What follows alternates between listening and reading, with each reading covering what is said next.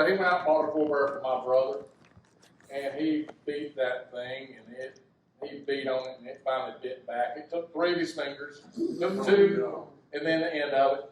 But I always say it was just defending itself.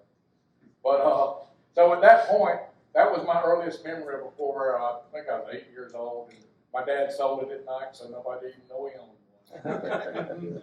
But I was same thing. I was a water pump mechanic on the side, and a guy owed me some money. Next thing you know, he didn't have the money. I ended up with a 64, and that's how I kind of fell in love with what I had.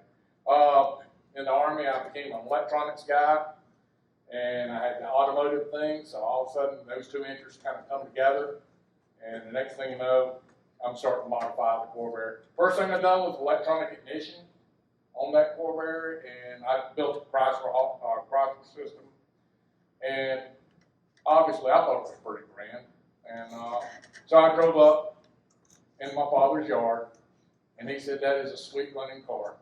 He said, but every time you drive up, he said, my fingers hurt more than they used to.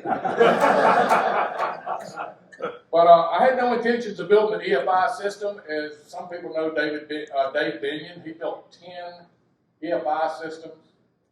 And I said, if I at least built 10, I considered myself pretty successful. Well, we're up to about 150 of them. So, like I said, we'll go on with the first rule. Y'all saw that thing earlier. Don't set yourself on fire. Where's the flame at? I've been there, done that. Do not set yourself on fire. Keep your fire extinguisher handy. We're going to have one out there.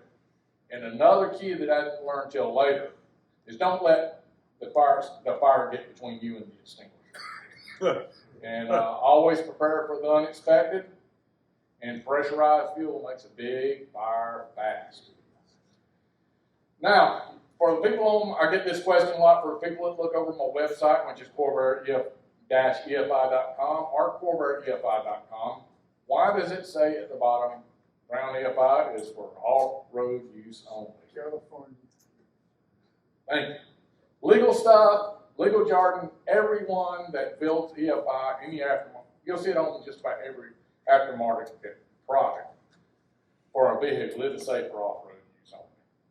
And I guess if you go out, burn yourself up, set yourself on fire, run off the side of a mountain, at least we can say, hey, it was off-road use.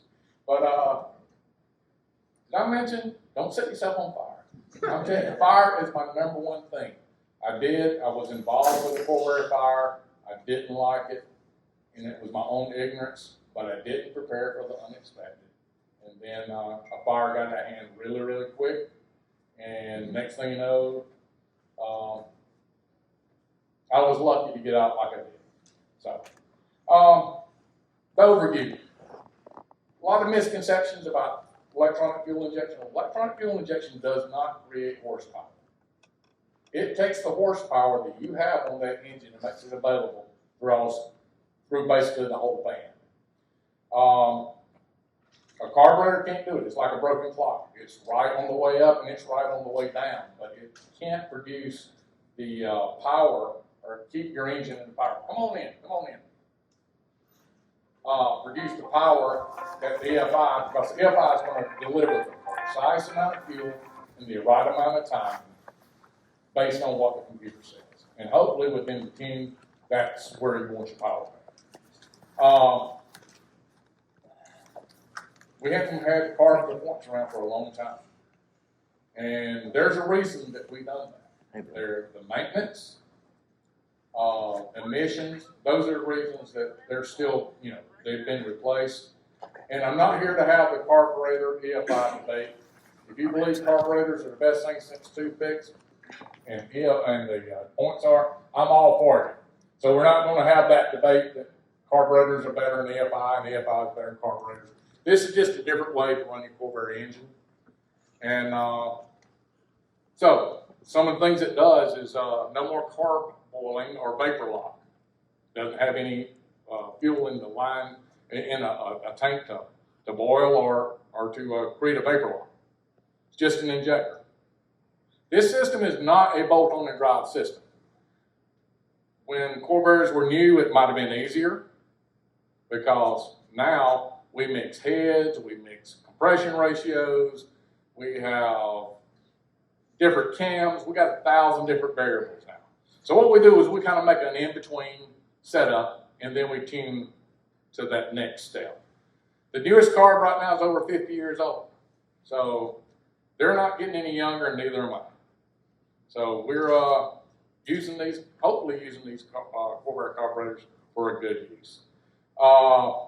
And I'm going to get that guy somewhere. He's going to come up to me after the show.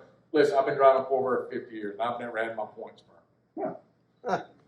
Let me tell you something. I used to have a point spare come in the middle of the night and mess up my points. And the next morning, I just said, yeah, in the yard. So, understood, if you're that kind of lucky guy, I'm all about you. But again, what's EFI for? It's for economy in maintenance and emissions, lower emissions. And again, still fuel lines. The only place you need to have a rubber hose is where you have a transfer point, like between the body and the engine, right from the body line to the fuel pump.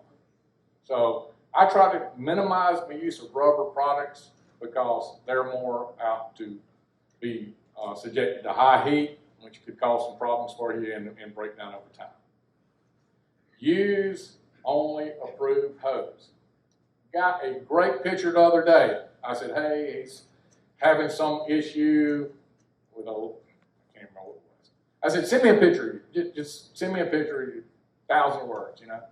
Sure enough, he sent a picture, and right on the hose was printed, it says, do not use on EFI. All right, he's doing it. So, What's that mean?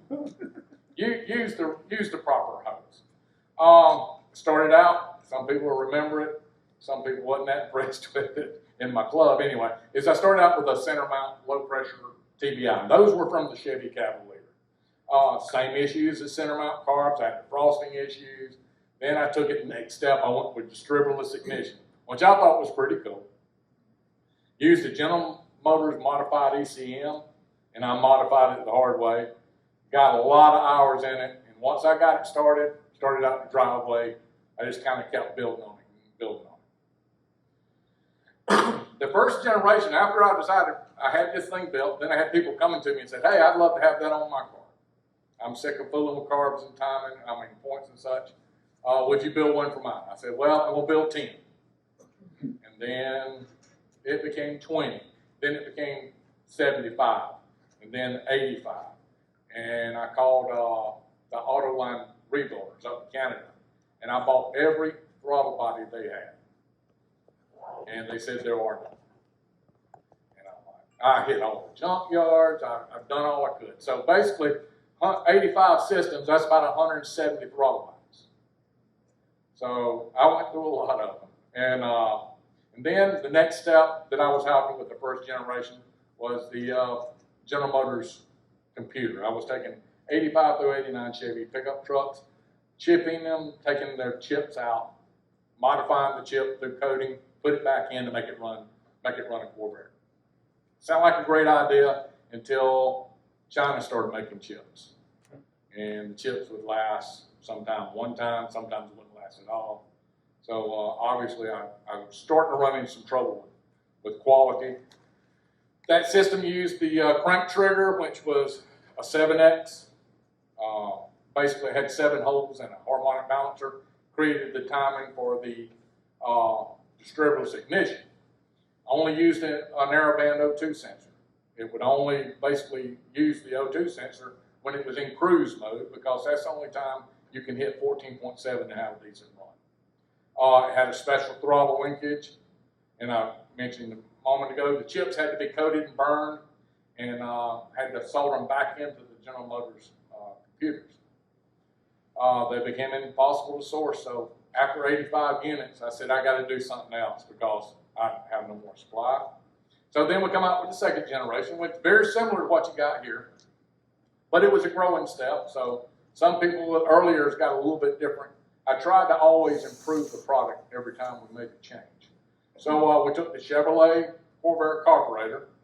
We take the guts out of it. We make it basically nothing but a hull. We put a new throttle shaft in it, clean everything up, and we put our injector hat. It's a 58 PSI system, very similar to a Corvette. And we used a Volkswagen Audi Golf coil. This was a self-enclosed coil. Didn't have to worry about doing any external stuff. Plug it up and it works. It's still a pretty simple system, but it doesn't look like a Corvette when you come up to it. So that was one of the things in my mind. You know, I got a great system here. At least I think it's pretty great, but it doesn't look like much. Doesn't look as Corvette as it could.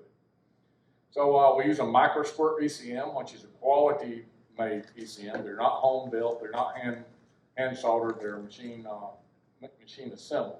So we got some good quality, and they use automotive grade resistors and parts in them. So we do have that automotive setup. They withstand the heat better, vibration. So used a bolt-on crank trigger. I got it up here somewhere. Okay, it's against the black. I didn't see it. Used a bolt-on crank trigger. Had a 36-in-1. Basically, every time it spun around, it looked for the missing tooth to know where number 1 was, start back over.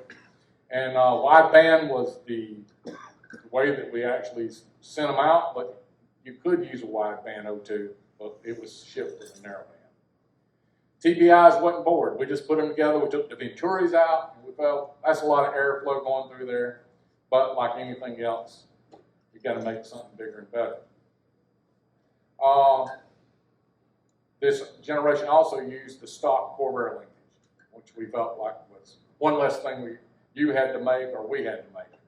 The Ford TBI version had a direct linkage. We put paddles between the TBIs. And so they all 4 opened up simultaneously. Sounds like a pretty good idea until you try it. It passed anything on the road except the gas station. It was horrible on fuel, but it really was good on. So it's probably more adapted to the racing guys that don't really care about the amount of economy. But also on this computer, it allowed the tachometer to be ran from the ECM and not from the coil. Give you a little bit better quality as far as exactness. Approximately 75 systems of those were built. Then COVID hit. COVID really put us in a bad way, and that we could not get any connectors. All the connectors, electronic parts, all come from China. All the General Motors parts come from China. Everything basically came from China on the electronic side. So I had some parts, but we couldn't go any further. And I was able to get computers, but nothing else. So we just kind of stopped that and said, you know, this might be a good time to finish up and get a good redesign. So we come up with the version that we're doing right now. Like I said, we had, and also we're having still having extremely high metal prices. I'm trying to keep this kit the same price, but it's difficult. Like I say, I'm not getting rich. If anybody can figure that, only guy that's ever made money on Corvair is Cal Clark. So yeah. I wasn't going to be number 2. So still waiting on the price to get back in line, but we're started back producing those kits this past month.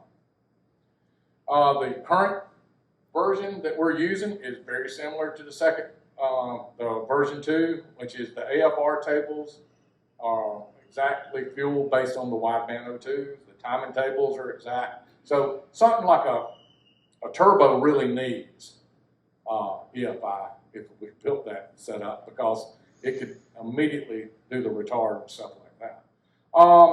Welding harnesses are now wrapped in shrink wrap tubing. A little bit more expensive, but I don't know about you, but every time I go to grab a wiring harness that's been in an engine compartment more than a few days, for some reason that tape always starts unraveling. No matter what quality of tape you use, it always seems to come loose. Well, we also, instead of using a bag coil, we now go to we went to a General Motors LS1, LS2 type ignition module and the Corvair stock coil. You can also use aftermarket coils from 1.5 to 0.6, just according to how much kick you want. But remember, we're driving Corvairs. We're not driving high performance monsters with high compression. If you are, you may want a little bit more. You may want to go to the 0.6. The microsquirt auto tune, excuse me, let me back this up. The microsquirt is the backbone of this system. It's best tuned using tuner Tuner Studio. Say that 3 times fast. Tuner Studio, and it has a element or an app within it. It's called Auto Tune. This thing will save you tons of time and fuel. You basically set up your computer. Matter of fact, I'm going to pull it up right quick. You set up your computer and you're in your front seat. Hopefully you've got a buddy with you doing it. You're not sitting there doing it down the road. But this Auto Tune will basically take your AFR tables and your wideband O2 and set your fuel tables for you and make sure they're burning in the AFR that you commanded. Saves you lots of time, gets you the car running that you want. So if you wanted your engine to run at 50 kPa, which is your load, and at 27 RPMs, you set it to 14.3. Using Auto Tune, it will command those tables down to that, and it will start burning. So you can make the engine run a little bit leaner. Heads up for a Corvair engine, don't. Are we supposed to see something different up here? Boy, you're right. Thank you.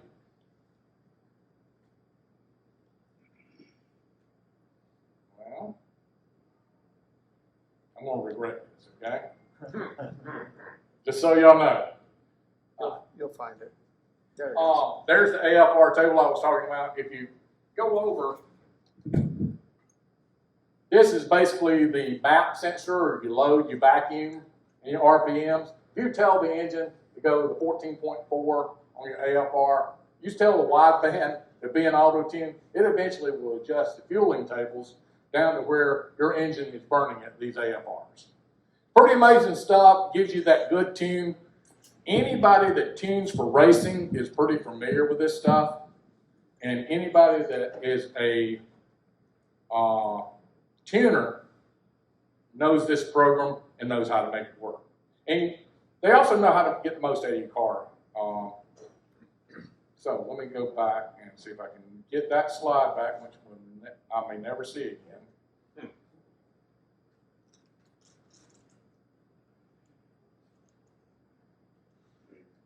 There you go. All right, on the, I think I covered most stuff there. Okay, our new setup has I call it the 60-25 EFI distributor. That's because it has 2 settings, 60 degrees and 25 degrees. So I figured what better way to call it, come up with a better name. But anyway, what it does, it takes this distributor completely controlled electronically by the ECM. And it's a Corvair distributor. I've got a couple of them laid out here, one taken completely apart and another one that's fully assembled. And this is that next step, making the Corvair look more like a Corvair with EFI. Crank triggers are no longer used. We had a lot of requests because of people running air conditioners. Believe it or not, you people wanted to put smog pumps on them with EFI, but my job's not the question. So with this, you get the wideband O2 meter, controller, and sensor is included.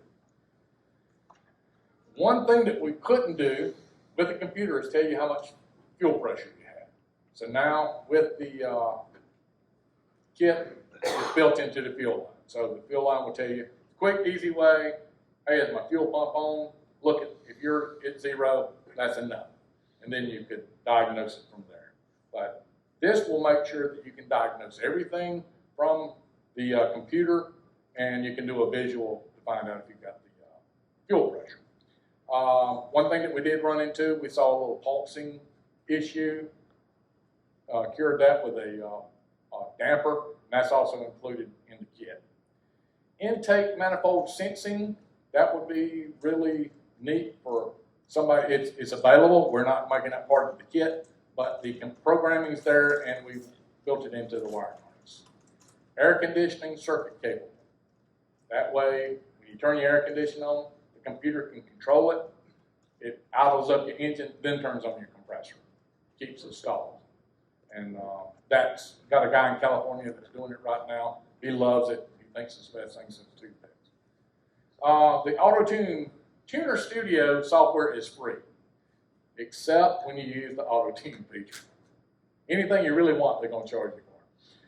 You could do it manually, Trust me, $59 is cheap, especially with gas at $5 a gallon. It pays for itself almost within just a few hours.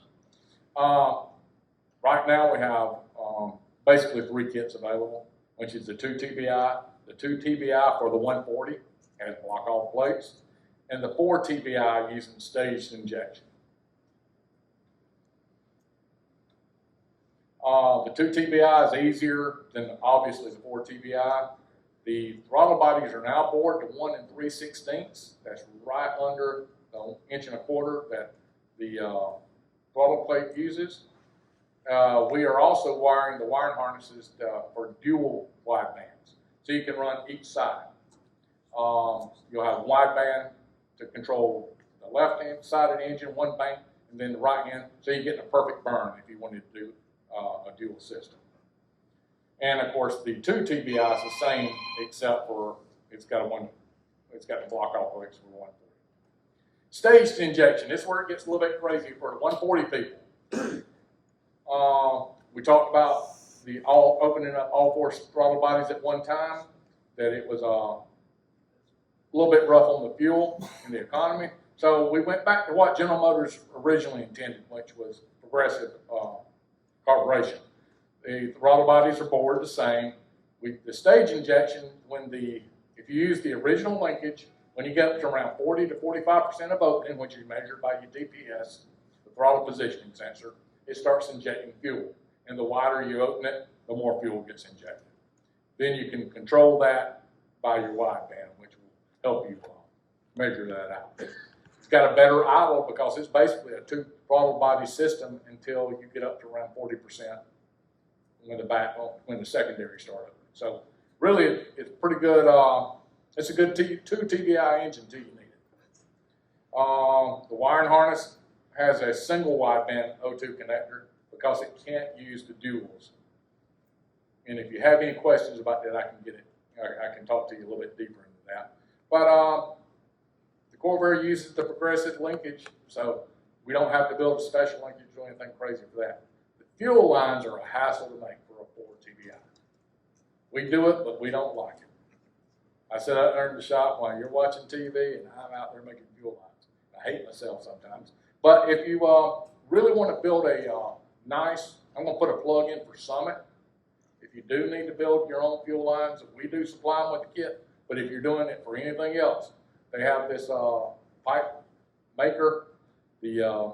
Puts the ends on it. It's like $240. Best money I've ever spent in my life. It is really amazing for putting ends on the on fuel lines. Also for your brake lines too. Engine temperature sensing. Well, I'm having a rough time today, guys. The air-cooled engine always had trouble because it's wild swinging temperatures. You're talking on a good day, you're going to have a temperature swing of 300 degrees.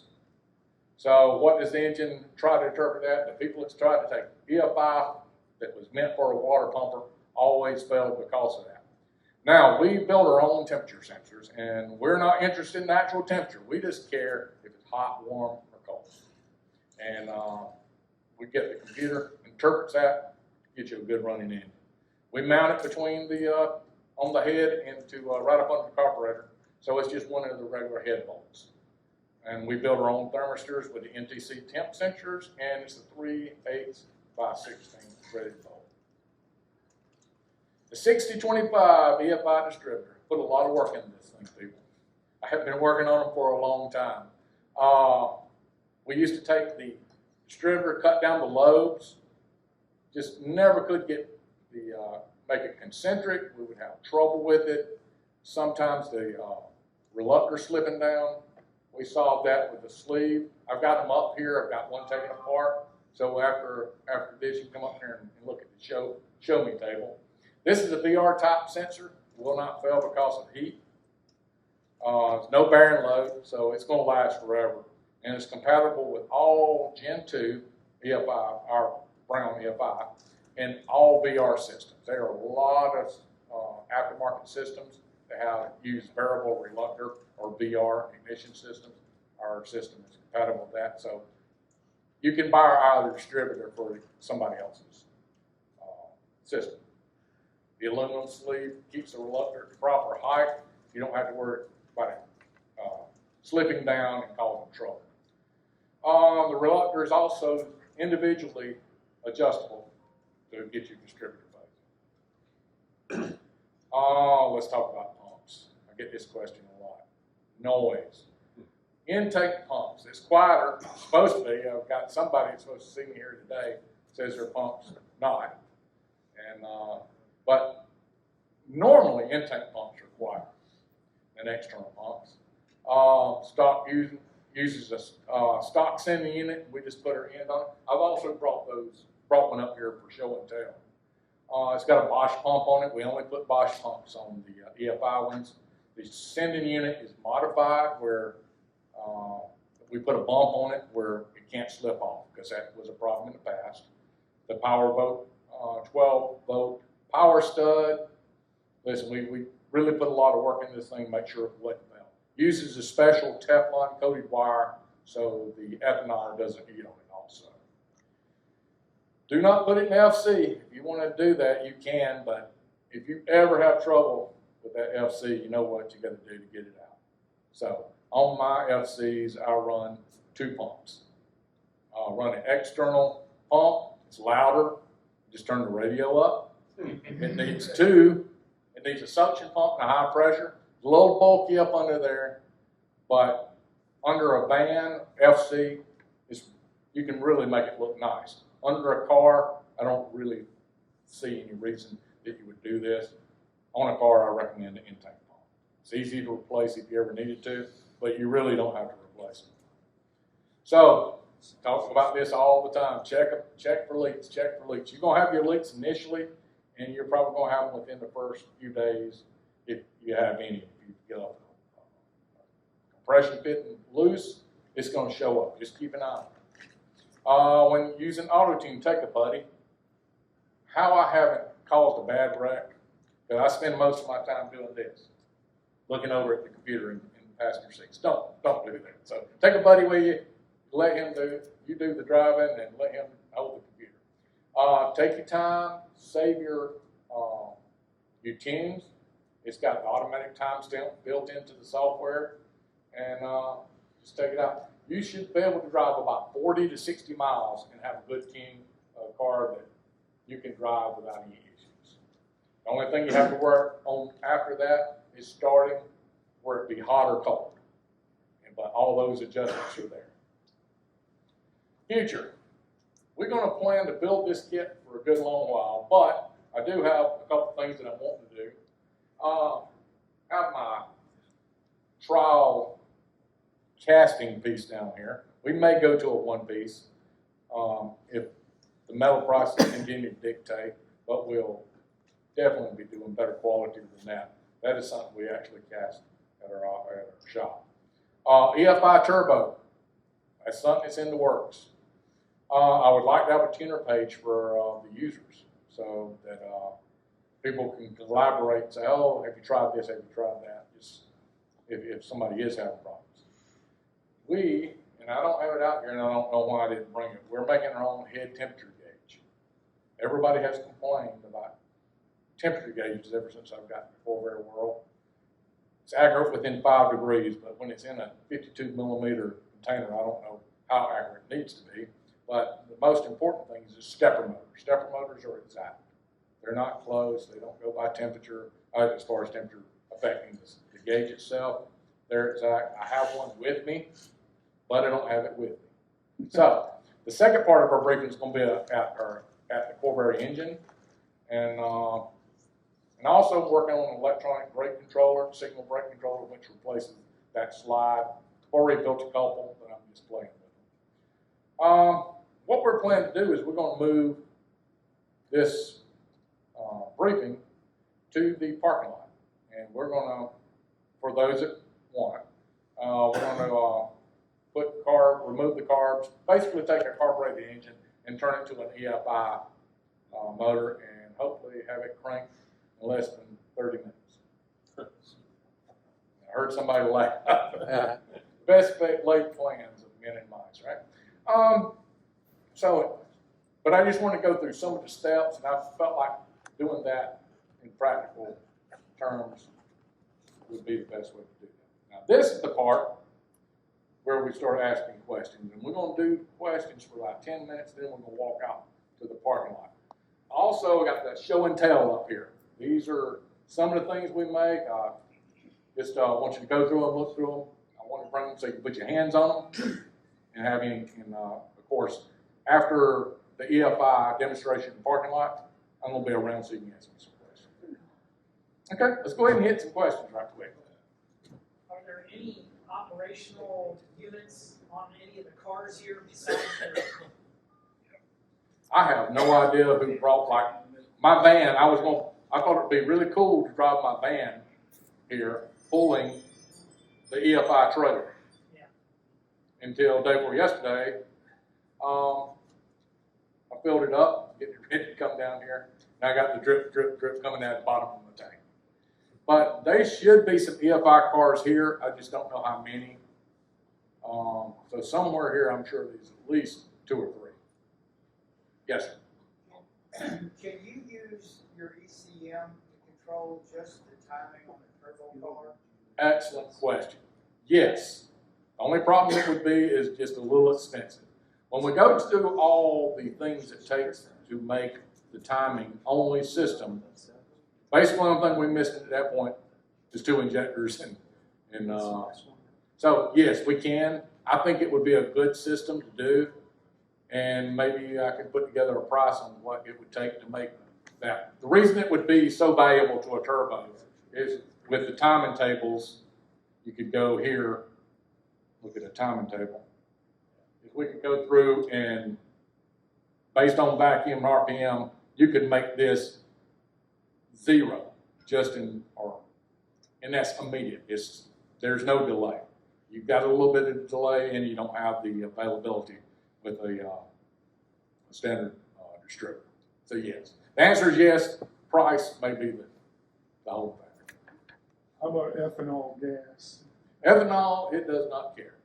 We use still fuel lines. We use the barricade fuel rubber hose, and it's going to do more damage to your Corsa tank than it's going to do through our AFI system.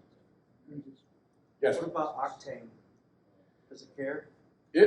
Everything cares about it. Yes, it does, and that's up to you. Okay, but what we would do, and that's a good question since I got this up. Let's say that you're pinging and you decide you want to run mid-grade. Regular pump gas. What is it? 87 octane. You could go here and just say, you know what? I'm going to use the cheap gas. I want to knock these down by 2, and you're good to go. And that way, you don't get the pinging going on from burning cheaper gas. This is how you move your distributor. If you touch that distributor after you got it installed, you're really hurting yourself, okay? Because that is not something you want to do. This is an electronic distributor. It doesn't care. Once you move that around, you're just going to burn up some wires and plugs eventually. But if you want to adjust the timing, just open up this table. I'm going to move it back. I'm going to give it a little extra. I'm going to run maybe run high grade, push it up by 5. So, and you're done. That's how quick it is to change the timing on the engine.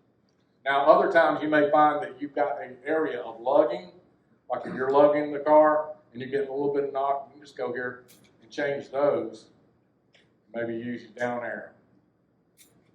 And of course that was the DE table, but you could go into your ignition tables also, and like I say, if you had a lugging problem where you're pinging, you can just go into that area and take that off. So it's fully adjustable, fully controlled. Sounds pretty cool. So when you buy the kit, it comes, being really naive about all this, it comes with a tune that's going to get your car started? Correct. Okay. Yeah, it's a middle of the road tune. And what I'm doing is I'm taking it off one of my running cars. And let's see, if you're recording this, Donnie, I only have 5. If you're not recording it, I have 9 quarters. But, sorry, Susan. And I constantly upgrade and have different models around. So occasionally I'll find something like automatic have an automatic idle control. I may find that, hey, made a little mistake here, I didn't see this before. I want to work on the idle control, especially for power glides. As we all know, we always had to push the idle up on the power glide to make it run when we drop it down the park. With the Corsa EFI with the idle control, and you'll notice on this throttle body, it actually has a choke. But what it does is that choke is activated by this actuator, and it pulls the throttle.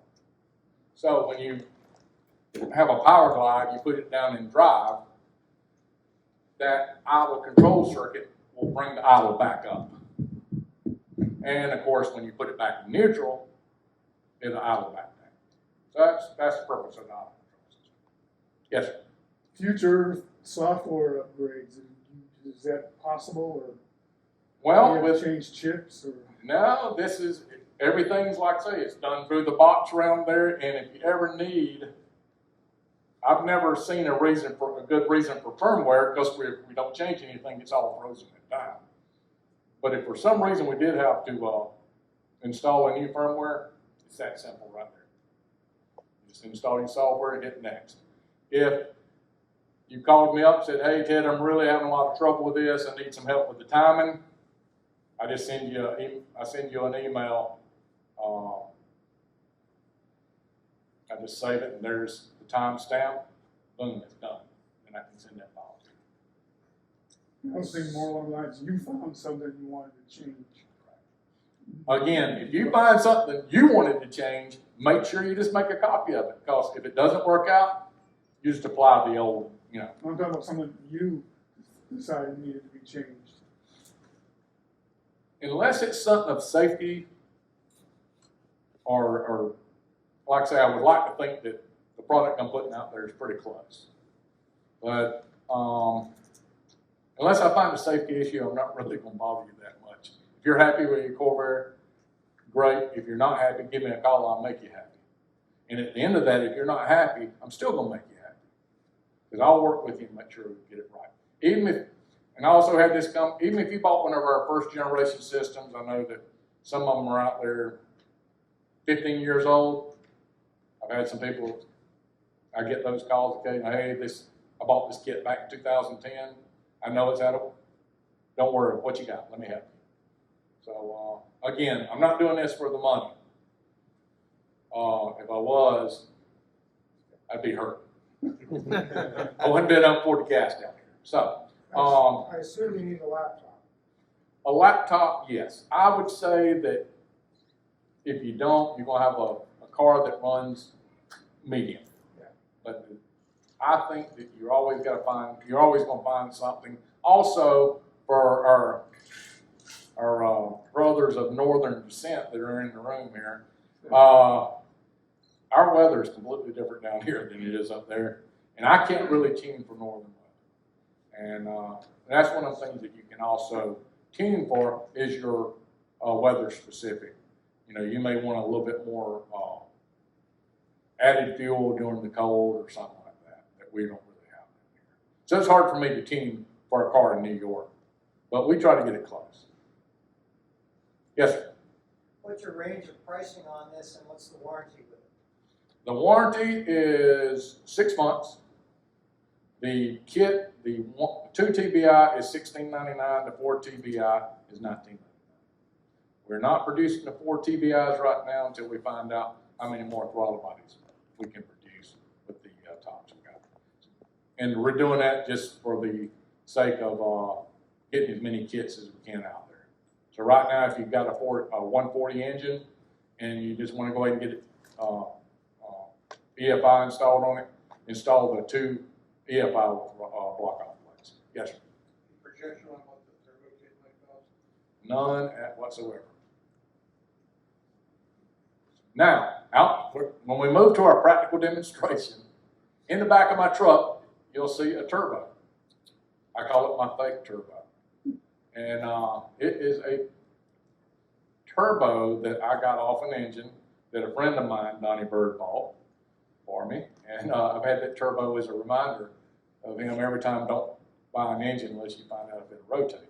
And, but I still appreciate him buying one. And, so we took that turbo off, and I put fuel injection on it. And then I put it on my car, and I drove it around for a while until I didn't. And then I took it off and put throttle bodies back on. And since basically it became a center mount. Since I didn't have a turbo, it's just a center mount throttle body. Worked out pretty good. No problems with it. But again, things would change when it became a turbocharged engine. So, but it's out there just for brain candy. Okay. Any other questions? Yes, sir. You said that choke actuator was for a power glide. So does that mean the standard doesn't use it? All of them use it, but it's most effective for the power glide. And let me tell you why. It uses it on a standard car when it's cold. So when you first go out and crank your carburetor in the morning, obviously it's going to say it's cold. You're going to require an opening on the throttle to allow more air into the system, and you're going to require more fuel. And those are also start to warm up enrichment. So as the engine warms up, it takes less enrichment. Same thing goes on with the, we have right here, we got the startup, the priming pulse, the cranking pulse, and then the idle control. And what this idle control will do, if it's for a straight drive or standard, as we call it, after the engine warms up, it no longer needs it.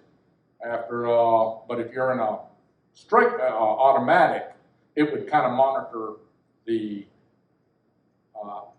RPMs at all times, and of course, when it dropped below predestined set, it would pick the engine back up. Okay? Yes, sir, Mr. Burke.